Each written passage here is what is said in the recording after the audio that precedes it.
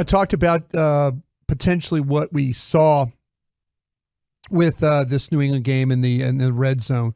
Continue to be some issues there, but I think there's some things, there's some reasons why there's been some struggles. And I think there's various things that happened during the game that you're like, if they could just clean that up or clean this up, that they would have had some success. And I think that's the issue right now. They're just kind of struggling with not so much the play calling, but really the execution and some of the things. I think some of the stuff they've had happen to them are just pretty much bad luck, though, too. And I want to say the just kind of going through it. The first one, the pass to Schoonmaker, and I've got all the plays, and I've got them all broken down, and there's a few of them I want to go through, but the one that the one that Schoonmaker, that should have been caught. And I know I'm a guy that's been talking about Schoonmaker, and Michigan didn't use his talents, but he has the ability to catch the football. He's got to make that play. But to be honest with you, Dak took the tougher of the two options to try and throw him that ball, because they're in a cover 2 with a drop linebacker. And so it's a little bit of a crowded area there. No question the ball needs to be caught, but Cooks is wide open in the end zone to his right. The way the coverage was played, everybody was kind of into the middle of the field. And, if Dak, he's going to take that shot against cover 2. Schoonmaker's got to make the play, but Cooks was wide open to his right. Tougher of the two options. He took the tougher of the one. Do you recall from like a progression standpoint, did he not even look at never Cooks? Even looked. He saw cover 2 and the way that Schoonmaker released and went to the middle of the field. He just let it rip. He let it rip. Hell of a throw. Another one that I thought was interesting was the Cowboys tend to have problems. Then they call a play and they're trying to fool somebody. When they're trying to fool we're going to get this edge to come down inside here. And we're going to try and draw him down to the inside. They had a couple of times where they tried to fool guys and it didn't work out. Uche was one of the guys. They go trips left. They drag Cooks across going left to right, but he's going to get jammed. They want to throw him the ball, but he's going to get jammed. And then Ferguson tries to kind of pivot inside. And no, they're not with the play action. Uche, he's not fooled at all. So he kind of leaves, he's unblocked. So now instead of, this guy, they're trying to draw him to another area, he's now affecting the play. He tracks down Dak, and now Dak tries to shovel the ball forward. We saw where Ferguson, got stopped on the goal line right there, but they were trying to draw a defender into an area and then create another opportunity, but they also got jammed coming across the field. Just kind of a bad situation right there. There was another one where they ran play action, and Jelani Tavai, this was a sack, and they're going to try and get Prescott to the outside left, and Gallup is on the outside left himself. So they're going to run a one-on-one route over there, in, out, and then try and make it work.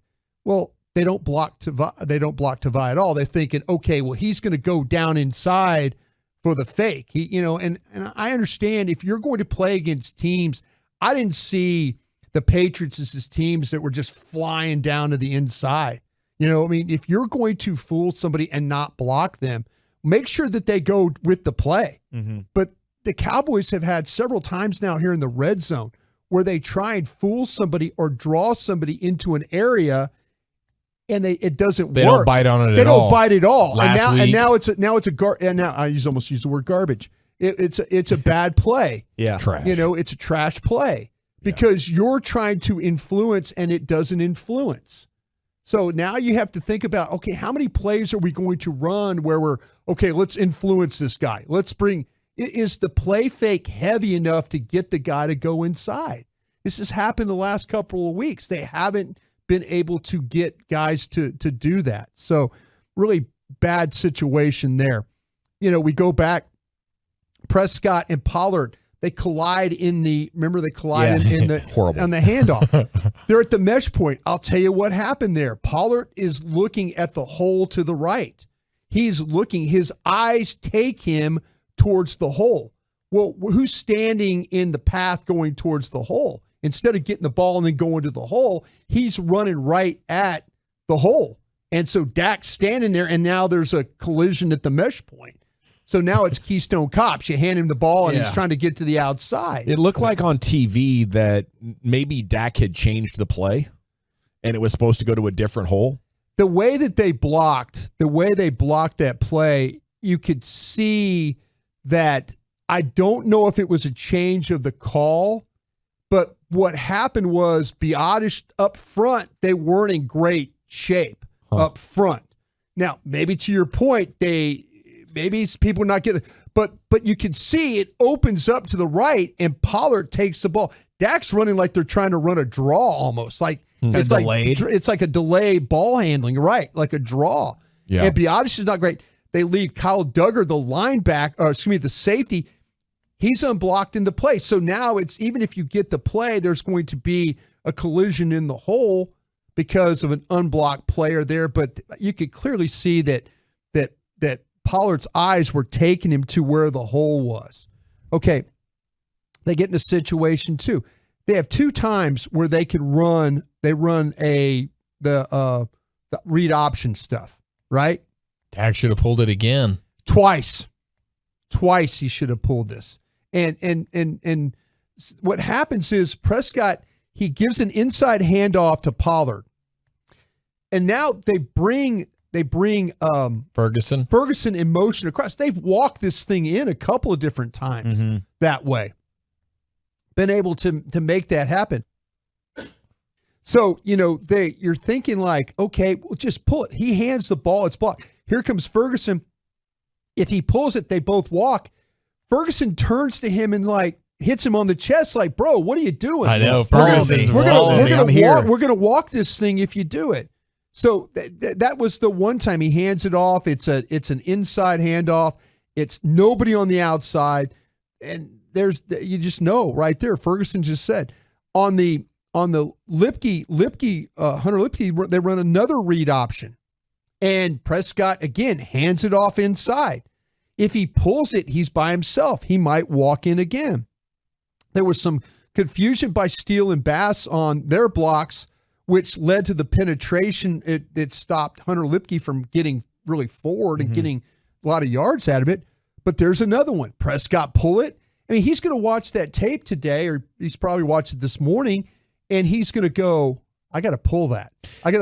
So I've got all these plays, balls being tipped at the line of scrimmage, walk-in touchdowns, problems at the mesh point. There's things that they're doing that's killing themselves from scoring. Okay. Is there any way that because they're blowouts, they're like, you're not keeping it. You're not keeping it because we can't get you hurt, and you're not keeping it because we want the film to say you almost never keep it? That was my thinking. I was going to ask you, is this the long play here? Just set up for this week against the Niners. Because it just feels like it's too obvious for Dak not to see it that way. It's almost like he's intentionally not doing it. That's the way it comes across. But no matter what, if you have a chance to score, I'm pulling the ball and scoring. I mean, blowouts or not. I mean, I'm trying. Yeah, I hear you. I agree with you. I would rather them play wide and feel like I'm going to pull the ball every single time. But for a team that doesn't want to run their quarterback at a risk for injury, why would you call that play in a blowout unless you are playing games with the numbers? I just don't know why you'd risk your quarterback in a blowout if you don't even want to risk him in the fourth quarter of a competitive game in the regular season. I just think the issues they've had on the red zone, any way that they can create opportunity to score. I mean, he's not going to get hit on either one of these opportunities. He's going to likely score. And it probably makes the success rate greater if Dak did keep it. Now you got to account for both players. Can I say one more real quick? Yes. The 2-point play. New England completely sells out on that 2-point on the fake, which was great. They put 6 guys to the left side of the center, which is Dallas's right. Golston's on the right wing, and all he has to do is swim around this Brendan Schooler, who's like their block guy. Yeah. They come flying off the edge. They're going to try and overrun. There's nobody behind the line of scrimmage. They completely sell out. They've guessed absolutely right. From that point on, every time that they kicked an extra point, New England had 2 guys back back deep behind the line of scrimmage. They did a great job. Bones Fossil, tip of the cap to you for seeing something the Patriots did and then running that 2-point play. You know what they did? They did to Belichick what he does to other teams. Yeah. You know, they were like, hey, NFL, look at this. Look how Belichick is cheating the game here a little bit. Go ahead and take advantage of this the rest of the season, and double barrels across the field to Bill.